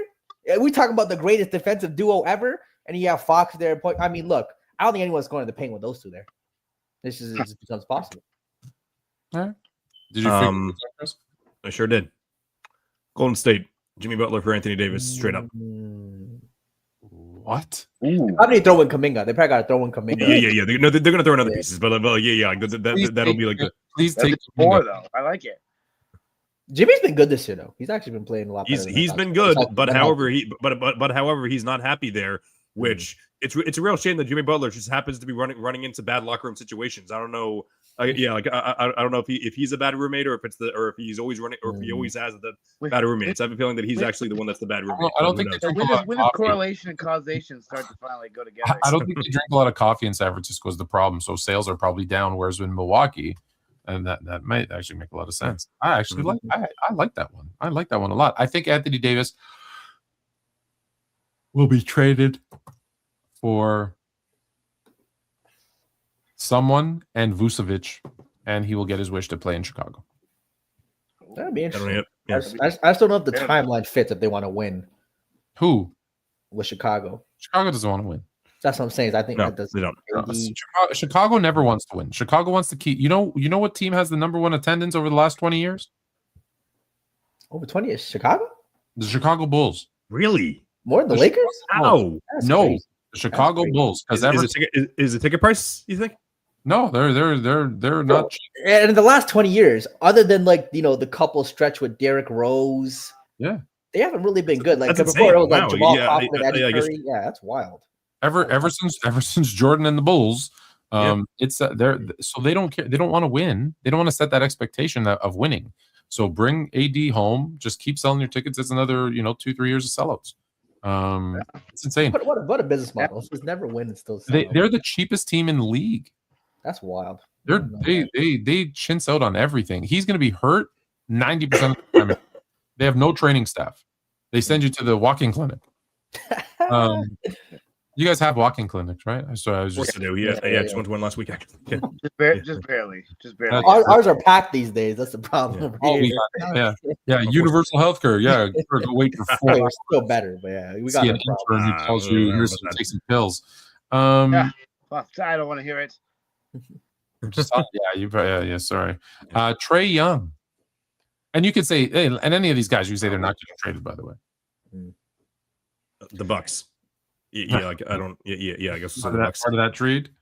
Yeah, Trae Young. I think Milwaukee's the best place for him. I think that it makes Milwaukee feel better at the end of the day for getting rid of Young. You end up with a name like Trae Young. Yeah, you can still sell tickets, right? Right. You still sell tickets. Him and Miles Turner together. I mean, that could be something. I'll tell you, I think Giannis would really like Atlanta. So do I. Yeah. So almost too much. It might be too much. I think it work. I think that's where I'd have him. You move like Dyson Daniels to the point. You got defense around him. Jalen Johnson is like just tearing it up. I think it's a nice fit. Fun. Did you have a? Yeah, I don't know if that's necessarily like the best place for him or fit, but I think Trae Young for Ja Morant just kind of works. Ja Morant's kind of feeling out of it in Memphis. Trae Young's feeling out of it in Atlanta with them playing well without him. So you think both teams would want to trade a problem for another problem? I mean, I think both teams want to trade their problem for a guy who's a star in the NBA, can still help their team win. It's just in a bad situation with their team. I get it. Sometimes maybe you are trading for another problem, or you can try to fix that problem. Right? I don't think Atlanta would do that. Yeah, Memphis would do that. I don't think Atlanta would do that. I'm torn because on one side I'm like, no, why the hell would they do that? And then the other side I'm like, well, maybe they just both need a change of scenery, and it is kind of from a what bet are you going to get? Right. So yeah, kind of a one for one, Ja for Trae. Not crazy, not crazy. That's what Zion, something like that. Call me Danny Ainge. All right, last that light just went out. Oh, then the light goes out. Yeah, light goes out on me. Danny Ainge turned off the light. He's like, don't right. Danny Ainge. Yes, Danny All right, Ainge wasn't having any of that slander. Here's the last one and most important one of the trades, and then I'm going to get your NBA Cup predictions. Let me pull up the scores on tonight's game, so we're not. I'm 2-0, by the way, of yesterday's games. Nice. So let me just pull that up. Oh Jesus! Wow, yeah, it's a massacre. Wow, I knew it was going to be a blowout. I did not know it was going to be that much of a blowout. Seems insane. OKC's just absolutely insane. Even though it is Devin Booker, less Suns, it's just ridiculous how kind of like even the bench guys are crazy. Yeah, like the bench guys are efficient for OKC. It's the weirdest thing. They just have these guys we've never heard of. I just found something new on my MacBook. It said, "Hey, try this split screen," and so now I have. This is amazing. Okay, anyways, you're not amazed because you don't see what I'm seeing, but my screen right now looks amazing. Anyways, that being said, we're gonna get to the NBA Cup in a second. The last one, where do the Buffalo Braves trade CP3 to? Why would I just buy him out and let him go wherever he wants? Because then they get nothing in return. Yeah, just send him to OKC for a second round draft pick. I agree. Let him get his ring. They are such a lame franchise for treating their players like this. Like I feel like this is a bad one. I disagree. Really? 100,000,000%. I don't know. I feel like the Clippers, like CP3, given it that he had a history with them and stuff. I don't know. Seems like bad taste in the mouth kind of thing. Who's OKC's 13th man? They could replace him with CP3. Yeah. So okay. So first, let's deal with. I agree with everybody. I think OKC makes sense. He'll get his courtesy retirement ring. And I hope no one says, "Oh, he's got a ring now. He's an all-time great." He's not. He's an all-time great without a ring, but No, but you know what I mean. I know, yeah. But does Gary Payton get that too? Even though he did play more. Gary Payton did more in Miami than Chris Paul would do in OKC. Yeah, no, without a doubt. But he wasn't like Gary Payton wasn't. Yeah, he wasn't Gary Payton. You know what I mean? That's what I'm saying. So when we give a ring to him, it's like, eh. Yeah, no one. I don't think it would be similar, but yeah, just a smaller degree. Yeah, it would be even less than Gary Payton's. Yeah, it's like Jason Kidd's ring too. I just want of course, he did more though, obviously, but yeah. Well, Jason Kidd at least was a starter. Yeah, it's just him winning a ring in New Jersey would have been his ring. Sure. Yeah, that was Dirk's ring. Like let's be honest. Okay. So I think we're all in agreement. Anybody else think anything else other than OKC? No. So OKC will give him the farewell tour that he rightfully deserves as they win 75 games, another championship, whatever. That's great. I'm happy for everybody involved. The Lakers got him. Does LeBron let bring a friend here, give him a tour? And about going. They could. I think. But then it's like Clippers fans will come to the arena. There's a storyline. There was a storyline there of like the trade that never was. He finally ends up in a Laker uniform and he can end his career there. So yeah, that would be a secondary thing. I don't think it helps the team. I don't think he helps any team anyways. But yeah. But that being said, you're right and you're wrong. The Braves are the worst NBA franchise in history. That I agree with you, but they didn't do anything wrong to CP3. Yeah, I mean, you know, Ty Lue, what he said just wasn't a fit. CP3 got exactly what he deserved. He went in as a courtesy to the Clippers to have his farewell tour. I'm telling you, I think they already told him they were going to cut him. And then he said, this is going to be my last year. I'm retiring, to make it harder on them to do it. But you cannot be undermining the coach. You can't be going to a veteran team, because it's not like they're a bunch of young guys. You can't be going to a veteran team talking behind coach's back and saying, you know, talking shit about everything. And you can't be caught talking to head coach's girl in the tunnel. Period. Period. I don't care if they know each other. I don't care if it's his sister. I don't care. You can't. So he got exactly what he deserved. He's been a jerk his whole career. He's been an a-hole his whole career. Everybody has said he thinks he's this little general dude that is bigger than he actually is, better than he actually is. And he's always talking crap about everybody, making fun of everybody, right? Like, even if you remember that clip with Steve Kerr where he's like he's not a nice guy. So you know what? Good for Ty Lue. Good for Ty Lue to say FCP3. If you haven't seen that clip yet, he did. And you know what? You got what you deserved. He should have been a veteran. Should have shut his damn mouth. Been happy to have his farewell tour, averaging 3 points per game in LA, and been a good cheerleader, because that's what he was brought in to do. And I don't care if it's CP3, ABC, Elemental P. That's your role. Do it. And the retirement tour thing. Shout out to Big Ox who said it's not PC2. Like, the whole retirement tour, like certain players, I think, get a year. Like, say Kobe. I think Jordan got one too. He had the All-Star thing. I don't think he deserves a whole year, but yeah. whatever. So sometimes, you know, a player could get, you know, a month, the last month of the season. You know what I mean? Where you start talking about, you don't need a whole year. I wonder if CP does need a whole year. It's, again, legend. That's why I believe he knew he was on his way out, and he said it to make it harder, because, oh my God, look how bad. And here's the thing: I don't think they would have released the reasons why if it wasn't for the fact that they looked bad. How do you do this? It's his farewell retirement thing. It was all this beautiful stuff. So I think had that not been the case, it's just, hey, we released him. He's an old player and he's done. But because it's always back on the Clippers, it's a retirement. They're like, sorry guys, we got to tell you the truth. Here's all the things this dude was doing. Like, he was doing it. He forced their hand, and they had to release him. They're already having a bad season as it is. You don't need that in your locker room as well, because they're thinking, hey, if we can get healthy, maybe we can go on a run.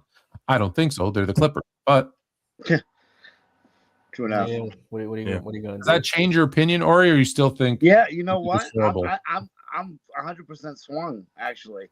Nice. Because I guess I didn't realize some of those facts, and some of those pieces, and yeah, no, that being the case, screw him. Yeah, and he's not. And you're right. He's not that loved. Like, you know, I think people respect that he was at his peak. Like, he was guy, point guard. Like, he's respected, but he's not necessarily loved. Like, I think Westbrook is going to be more loved. Let's talk about Westbrook, right? He's just like, absolutely. Loved. Whether you know, even his haters. That's the thing about Westbrook. Even the people who don't like him, there's something about his game you still love. You know, there's some players that, you know, you just. All right, whether I've been a Westbrook critic since he won MVP. Like, I've been someone who said like he's not a winner, but everything. But even now, I'm like, oh no, I respect this guy. He's there's something about it. Some players, just, and also, so my co-teacher last year, apparently he's friends with Westbrook's agent's assistant. So he was at like so like a couple of people were moved, but like and like the agent couldn't like make an event, so like the assistant had to go. He said he's like the nicest guy ever. Hear that. You know what it is about him? I'm the same thing. I'm critical of his game and his ability to win the way that he plays, but at the same time, I respect a guy who goes 100 miles an hour 100% of the time. Like, there is no quit. He's just like, go. And that's the way he plays, and that's the only way he knows how to play. And there are times when I would say, man, if he knew how to just a little bit of change of pace, like if he just go 75% here, then go 100, like he'd be even better. And that would, I think, actually win more. But then you look at it and it's like, dude, every time he had a triple double, they won the game. Like, every time, like I don't necessarily think it was his fault now when I look back. And this is why I keep harping on why I like to go back after the fact and look at it holistically at a career and be like, because in the moment we're so critical of every mistake and probably too appreciative sometimes of every good thing, where it's like when you go back and look at it holistically, I think we're going to look back and be like, damn, like, you didn't realize what we witnessed with this guy. Like, no one had averaged a triple-double in a million years, and he did it like 3-4 years in a row. He's had another one last night. He had another one a couple days ago, and like a great triple-double, like 17, 12, and 14. He's been great this year. Go watch him. Yeah, he's so good. 14, yeah. He's so good, so athletic. Like, I think we missed out. I think we missed out. 100%. I think he's the type of player. I think he's the type of player where like the pieces around him just have to be such a perfect fit. You know, like with Draymond Green, everything has to be perfect around him to be as optimal. Yeah. I think Westbrook clearly a better player, but you just have to get the really right. Like him next to LeBron, Jokic, it's not to his best. Like he's not optimizing those situations. Well, Jokic was even Jokic, he was fine, but he wasn't at his best. I don't think nobody's really better with LeBron. But Jokic, the hater-rate's crazy. Hater-rate's crazy. It's not Russell's another one of those guys where, like, dude, I'm sorry, hold on. There's guys who have career years with LeBron and they leave and they turn into dust. Who? Mo Williams leaves LeBron, dust. He was better before. He was better. That's insane. He became an all-star with LeBron. His game elevated with LeBron. Okay, Chris Bosh. Chris Bosh. Jalen. You know what, Jalen. I'll give it to you. Yes, he did make Mo Williams better when George Bush was president. I'll give you that. What I'm saying, no. This is what flip. So when the star players come to play with LeBron, the Chris Boshes, Dwayne Wade, things like that, they have to take a step back, with their games. But that's optimal for team winning. Chris Bosh, if he was averaging 24 and 10 like he did in Toronto and Miami, they're not winning. Chris Bosh became an elite defender, I think, in Miami. Why not? Okay, one, I don't think his scoring efficiency, the way he scored in Toronto, was going to be beneficial for Miami winning. I don't think the way he was playing in Toronto is going to create an atmosphere for you winning a championship. If every player has to sacrifice their game for you, that even if there's one example, okay, but for the most part, if every player has to sacrifice their game for you, that means you're a great player, but you're not making them better. It's not sacrificing. It's realizing what's best for the team, though. No, it's sacrificing, but they're doing it not because for LeBron. They're realizing it's for the best of the team. Have you ever heard my quote on this? Well, LeBron helps because people always say he makes his teammates better, and my argument is always that's false. Mm-hmm. LeBron makes his teams better. He makes his teammates less. So I think LeBron makes very poor NBA, like borderline. I don't want to say back on NBA, but less than average NBA players, average to good. He makes average NBA players good. He makes good NBA players great, but he makes great or all-star level NBA players good, statistically good or statistically less. That's what it is. LeBron's best making guys like Tristan Thompson, Matthew Dellavedova, and those boys exceed their ability. You cannot make an All-NBA team if you're LeBron's teammate. I think Anthony Davis. I mean, couple exceptions. I see what you're saying. Anthony Davis, I think made one or two. I'm pretty sure. He made first team All-NBA in 2020. Yeah. D Wade in 23 years. The 23 years are going to give me what, 3, 4? I mean, other than that, how many All NBA caliber players? I mean, I know Chris Bosh and Kevin Love had to take a step back from the All NBA days, but it won him a ring. Kevin Love could have been, guess what, maybe an 8-time All NBA players, but he would have won a championship playing the way he did in Minnesota. He would have been an 8-time All NBA player with contracts. So wouldn't have had 4 NBA finals. Go ask Gilbert Arenas. Go ask Jason Williams. Would you rather have Kevin Love still has multiple play days though? Yeah, I mean, but Kevin Love's not making 4 finals. You know what I mean? And Kyrie Irving's not making multiple finals. Who cares? Who cares about win culture? Remember? Who cares? I mean, hey, whatever floats your boat. Some people want to win. Some people just want to no. Put up stats on a bad team. Put up stats on a bad team. You want to win. To defend him, you have to contradict yourself or him. No, I'm not. How am I contradicting myself? I said or him. Yeah, I'm not contradicting. Rings don't matter. It'd be better if he was an 8-time All-NBA player with max contracts. No, but it's all about the context of it. It's not that rings don't matter. I think rings are overrated. Not that they matter. Rings are overrated because you want to go to 4 finals and lose 3 of them and be gifted 1. But now we have to look at the context of what happened. In any of those finals, were they favored? In any of those, first finals, Kyrie, Kevin Love were hurt. See, that's the thing. People, I don't even know why people bring up that loss. Those guys were hurt. And then you go up against Kevin Durant and Steph Curry and the greatest team ever assembled. You know what I mean? Like, the context is so important. You put LeBron, let LeBron play the 1990 Lakers, or 91 Lakers, destroying them. That Lakers team was old. That Lakers team was over the hill and old. Stop it. Magic was they were young. It was over with. They were young. They were no Kareem on that team. No Kareem on that team. Vlade Divac Magic was Johnson. 21. Eldon Campbell was 19. Byron Scott was hurt, but he played a little bit. James Worthy was 28. Magic Johnson was 31, and finished second in MVP voting. Anyone who says they're old doesn't know basketball. They were not the Pat Riley flying and wheeling. No, but they were the best team that came out of the West. They were on the downturn. They weren't even close to their peak. Were they anywhere near their peak? No. James Worthy, Magic Johnson. Magic Johnson was like in his peak. Like the only reason it wasn't last good year, but he was hurt that finals too. He was hurt that finals too. Not hurt. Everybody's hurt in the finals. Magic Johnson was not. Magic was not hurt in those finals. I want to mention how good James Worthy was that year because he was in the downturn too. He was not his best. No, James Worthy had a career year. Timeout. 91. I don't know what you're talking about. Yes. That team was young and on the uprise. Magic had just won 2 MVPs and finished second to Jordan, and probably should have won that one. And he was in the middle of his peak. He wasn't on the downturn. 1991, James Worthy. The downturn started in July. He contracted HIV. Okay, so James Worthy in 91 shot his worst from the field. 1, 2, 3, 4, 5, 6, 7, 8. In his 10th season in the NBA, that was his worst shooting season ever in the NBA, and it was averaging the same amount of points he did for the past 5-6 years. That's insane. So it was a down year for James Worthy. 100% was down to James Worthy. Field goal percentage? I mean, hey, I'm looking at numbers right now. Yes, we are. Look, even if it's 3. I mean, I'm looking at all of his numbers right now. That was not a peak James Worthy. We can go watch some film because there's no way 91 is peak James Worthy from what I'm seeing here.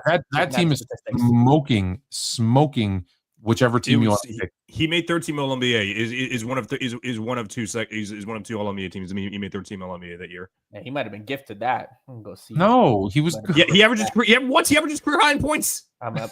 No, we didn't. He averaged 22 before. Yes, he did. That's his career high. 91? No, hold on. Yes. In 91, he averaged 20. Okay, 20. He averaged 20. The year before that, what? In 1990, 91, he averaged 21.4 points per game. 19. You want me to share my screen? 20 points on the flat. I'm looking at Basketball Reference now. 1990, 91. He's 29 years old. He averaged 20 points. What are you looking at? He averaged 21.4, his highest of his career. You're wrong. I'm looking at the playoff, the regular season. I'm looking at the regular season right now. Yeah, I'm looking at the regular season too. Bro, I'm looking at 20. It's right here. Oh my gosh, he's averaged 21.4.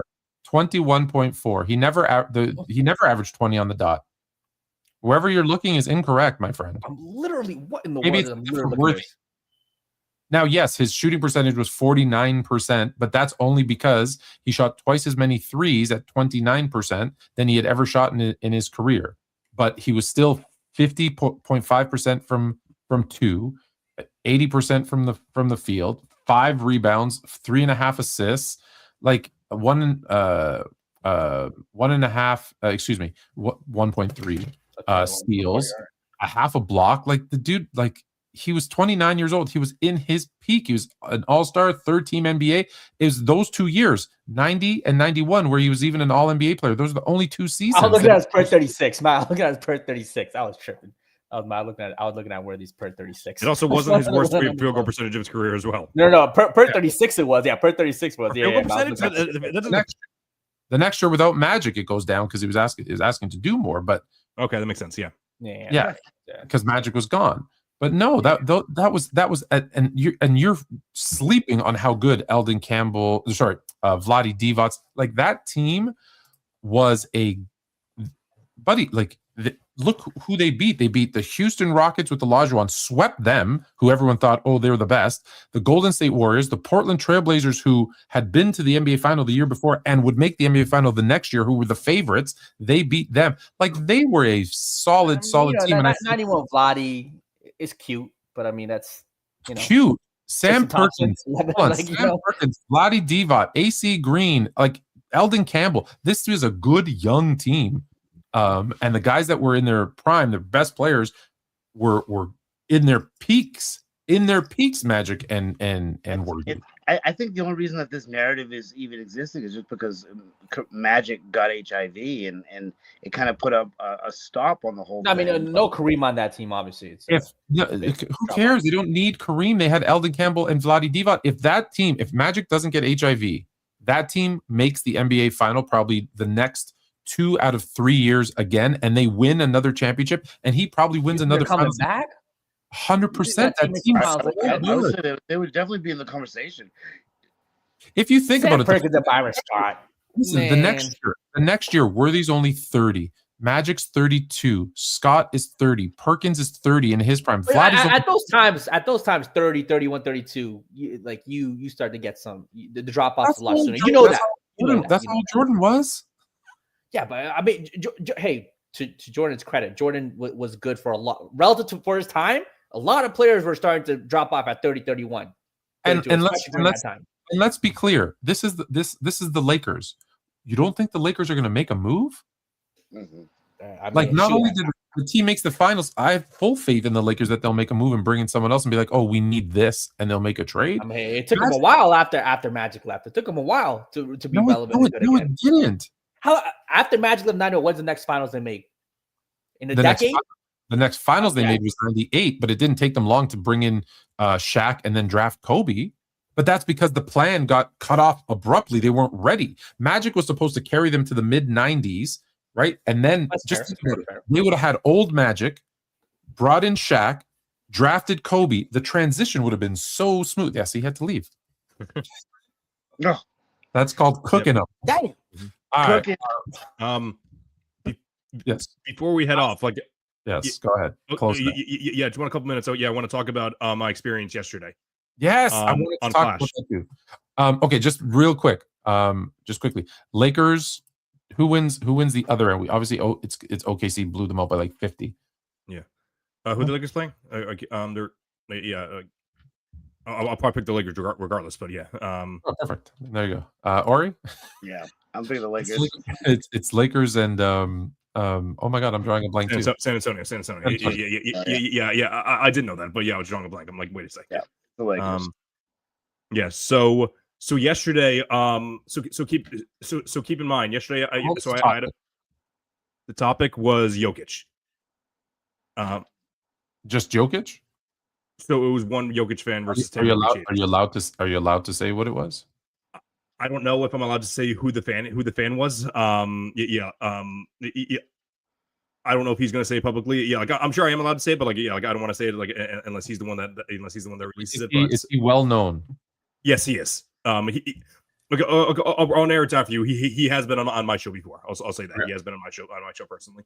So keep in mind, yesterday I did have a family event that I had to go to, which required me to have a suit on. It was pretty abrupt that it started. I'm not going to say what it was, but I'm sure you can figure it. You connect the dots though. Yep. So I had to go straight from the place to drive up to the city after that. So I'm in Jersey. It was about an hour and a half drive. So I have to. So ahead of time, I made a reservation for a parking garage, and then my plan was to just park my car, just hang out in a coffee shop, just so I look over notes and prepare myself. Then I realized as I'm at my family event, I realized. So I had my change of clothes, but I forgot sneakers. So I only had my dress shoes on. I'm like, crap. So then after that, I'm like, okay, yes. So my next thought is to go to a sneaker store. But before that, I had to park my car. The full parking lot was full, so then I had to find a new parking space. Okay. So keep in mind, this is an hour and a half early that I'm trying to go to, but I have to do these million things before. Yeah. So anyway, then I have to do all that. Go get changed in a Wendy's, and then after that. Yeah, it was the worst thing ever. Yeah, you could have worn a suit. I feel like you could have worn a suit to the. Yeah, you could have worn a suit. I thought about it. I'm maybe I'm going to brand myself as just a guy that wears a suit all the time. But then So then I get to the studio. It's at Warner Bros. Studio. So it was really cool. So then I get to the place. We're hanging out in the waiting room for a little bit. Keep in mind, they also did 2 other shows before that. They did Caitlin Clark and Carmelo Anthony as well. So that a couple of the guys were there earlier from doing their other shows, so that was pretty cool to hear them. All the guys there were super chill. The producers there were awesome. So were the the one fan, as I mentioned before, he's been on my show. He's a great guy. Pretty much what it was. They took our phones away. They for obvious reasons, they said we don't want you looking up notes and have faction each other, saying what do you mean this isn't true? So we're all just sitting in the room for 2 hours. He gave I think it was 7 claims. Then we each were able to go up twice and debate them. So again, like, yeah, I really wish that I could. What's the 10 haters? Jokic was the topic. He would say something like Jokic is the greatest offensive player ever, and then he'd say the reasons, and I'm just making something up. I don't know. Yes, and you guys would take turns coming in and saying, "Here's why." Yeah. So what agree with them? You don't go up. Just you have to go up. Like, you have to raise your red flag and go up, or you don't have to. It's not like raising the red flag. This is for this one, it's 3 minutes flat. Like everyone has 3 minutes to speak. So, but for you didn't have to go up. Like you pick and choose which ones you pick and choose which ones you want to go to. So yeah, it was my first time doing something in person. So that was that was pretty cool. I think you should have worn the suit and been the hater in the suit. You would have stood out. I would have, yeah. You would have been the only one there with the suit, I'm assuming, right?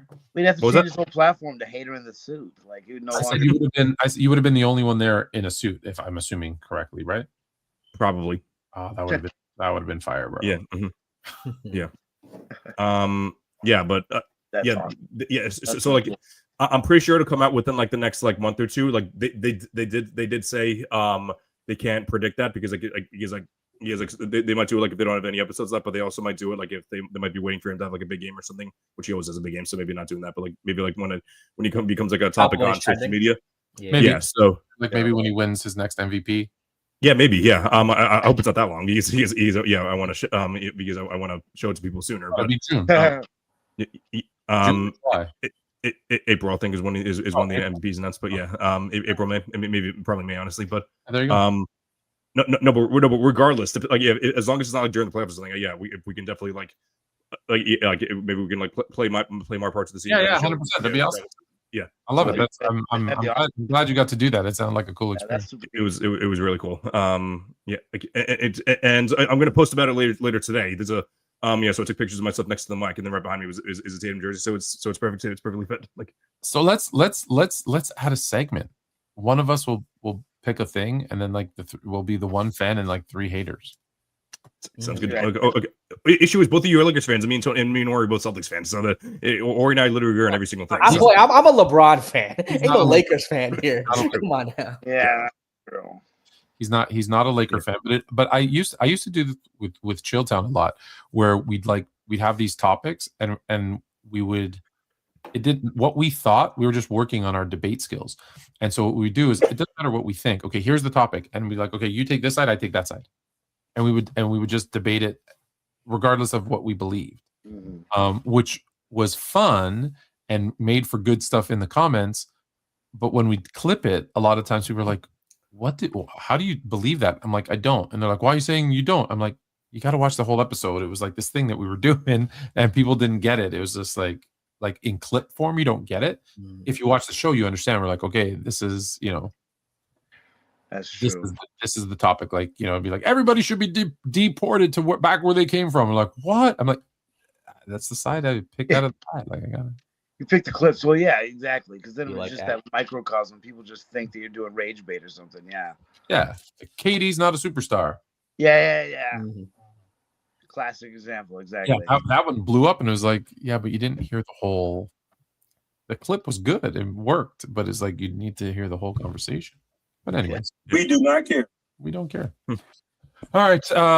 Hey, are you doing pirate politics anymore? Is that even a thing? I don't know. I messaged Pod the other day. I haven't heard from him in a while. I think he's a little busy. On a boat? I don't know if I heard. I don't know. Maybe work right away. Who knows? Maybe he's the one that got caught stealing money at Playback, and that's why they got to shut down. Right, it happens, man. Hey, Playback, you had a good run, but rest in peace, Playback. It happens. Yeah, rest in peace. Everybody, check out Assist. Is that a new thing?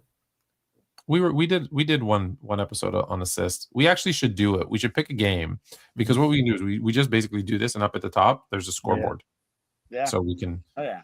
I think Playback, the idea and concept of it is, clearly can be a success, but I don't think people understand how expensive it is to. I don't think it can be. I don't think it can be a success because I think the idea of group watching online with people. Yeah, like that whole concept. It can't be a financial success because the licensing for NBA, like the game, it's insane. expensive. It's insane. Yeah.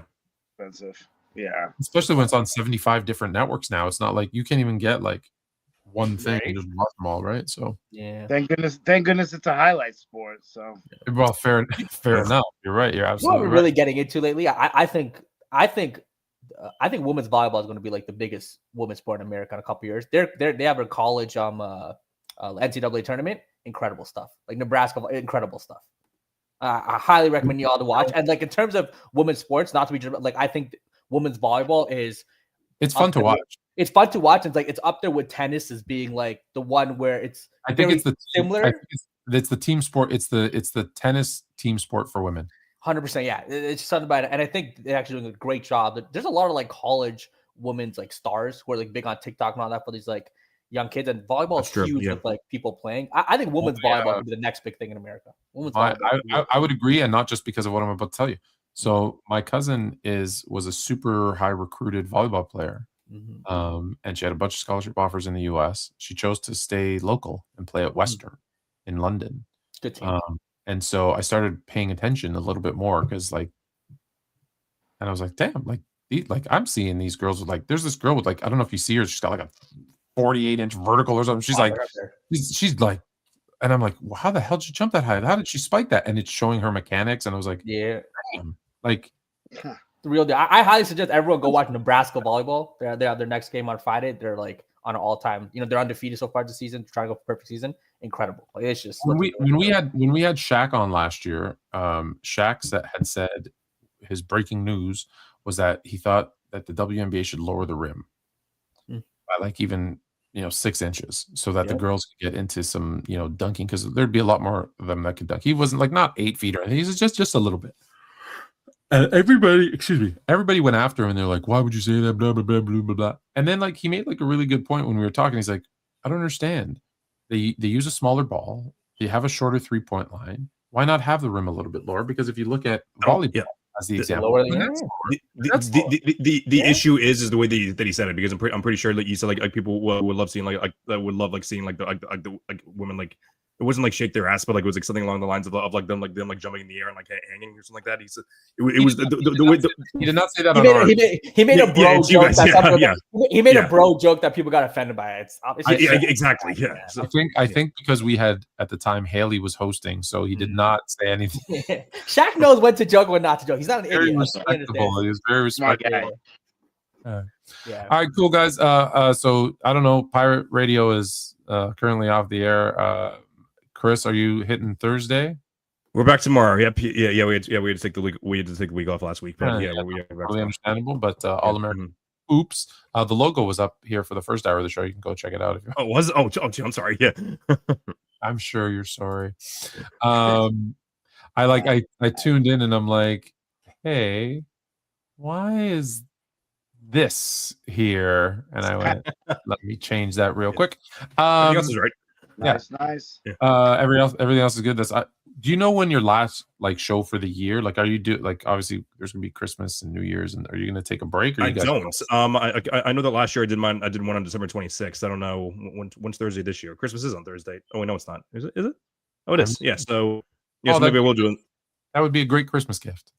So maybe we'll do it on the 26th. We usually do something on family, so maybe the 26th or the 27th, probably. Yeah. That's Boxing Day. Or you go check out Hoop Social on TikTok. Anybody lined up for any? We're trying to get. I think I'm going to expand the creator hour to more creators. I'm thinking about getting in because I've been talking to this guy recently who's creating his own brand, and I've been talking to some people that are like creating their own brands and creating their own things, but they're not necessarily basketball. I have a guy for you. Yeah, so that's there's what I'm aiming for. I'm gonna bring in some other creators. There's a guy I know posted one thing on TikTok, and it went like crazy 20 million viral, got 1 million followers with one post, and then left, and then never posted again. Huh. It's not Kevin Durant, is it? No. It's a guy I know personally who lives near me. And here's the thing. And then over the next 2 years, he finished school and decided he was going to create his own energy drink, and And he's like, I know that you think it's a saturated market, but this one's, it's healthy. It's this, it's that, it's those. And I'm taking all my life savings and I'm putting it into this energy drink, and he's just creating this brand. And now he's come back to that TikTok channel that just sat there with now it had dropped to maybe 900,000 followers, but literally from one post, he had over 1 million followers. And then he's now using that as, hey, this is my energy drink. That's sick. It's a really cool, I think it's a cool story. Story. That's fascinating. Yeah. For all the people that post What's on an energy drink? I want to go see this now. Oh, you want to see it here? Let me. I think it's called Made Energy. You're gonna put me on the spot because it comes up on my feed because he follows me, but I can't. I'll find it and I'll send it to you. Yeah. Nice. Yeah. Heck yeah. He was. Yeah. I'll find it and I'll send it to you. I was gonna, but anyways, that would be a good one for you. Yeah, that'd be awesome. That's what I'm going for. It's just trying to add more content, add more people. So diversifying the portfolio, so to speak. All right, cool. All right. Other than that, check us out Tuesdays, 8 p.m., 8:30, 8:30, Fluent and Chill. Okay, so sorry, who do you got? Lakers or Spurs? Oh, Canada. Put on a suit, drink water, don't drink and drive. Hey, man, call your mother. It means nothing. It means nothing. Nah, they lying to you. It's about the money. Now you're more fluent.